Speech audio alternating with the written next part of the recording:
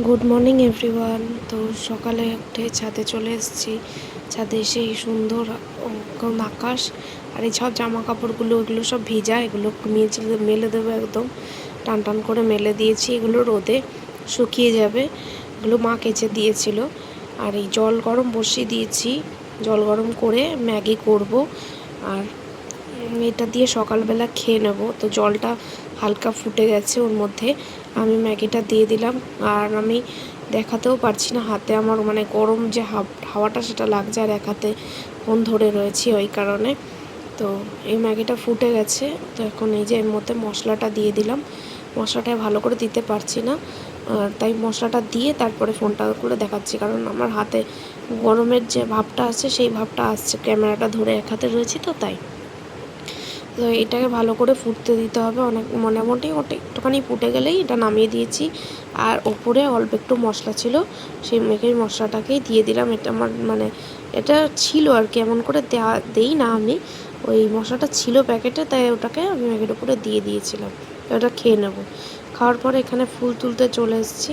এই ফুলগুলো এগুলো তুলে নেবো। আর এই গাছটার এই ফুলগুলো হয়েছে, সবই ফুলগুলো যেগুলো আছে, যেগুলো ফুলগুলো আছে সেগুলো তুলে নেবো। তো ফুল তোলা হয়ে গেলে তারপরে অনেক কাজ বাকি আছে আমার, সেগুলো করতে হবে। এই গাছে আবার অনেকগুলো ফুল ফুটেছে। আজকে আবার এই গাছটাকে হনুমান একদম ভেঙে দিয়েছে। অনেক দিন ধরে ভালো করে ফুল ফুটছিল, সেটার জন্য আজকে হনুমান এসে সমস্ত কুঁড়িগুলো খেয়ে নিয়েছে আর গাছটাকে পুরো ভেঙে দিয়েছে। এই গাছটা থেকে মানে যেরকম এত বড় বড় অনেক ফুল ফুটছিল, তাই আর ফুটবে না। সাজিয়ে আনতে ভুলে গেছি, ওই কারণে আমি প্যাকেটে ফুল তুলে নিচ্ছি। আর এইখানে আমি একটা ফুল খুঁজছি, কিন্তু পেলাম না ফুলটাকে। আর এই ফুলটা হচ্ছে ঘিয়ে জবা। এটা অনেকগুলো ফুটেছিল, আমি ভাবতে পারিনি যে এতগুলো ফুটবে। তো এই ফুলগুলো সব তুলে নিচ্ছি। আর ওইখানে একটা ফুল ফুটেছিল, যেটা আমার মা সকালে বলেছিল যে তুলে নিবি, কিন্তু আমি অনেক খুঁজেও ওই ফুলটাকে পেলাম না।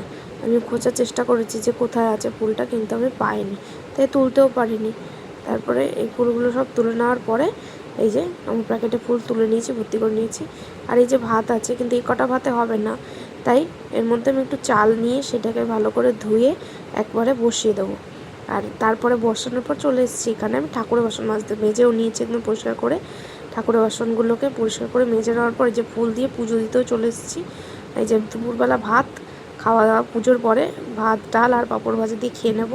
খাওয়ার পরে এই যে কালকে মানে রবিবার পড়া আছে, তাই ওই জন্য আমি এই কাজটা হোমওয়ার্কটা করে নিচ্ছি। এটা স্ট্রিম অর্ডারিং বলে এটাকে, এটা ম্যাপ প্রজেকশন এক প্রকার, টোপোগ্রাফি।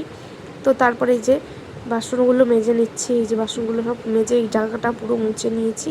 আর এই যে হাঁড়িতে ভাত বসিয়ে দিয়েছি রাতের জন্য। তো ভাত বসানোর পরে এই যে আমার রাতের dinner. Tata, good night. Subscribe করবে চ্যানেলটাকে।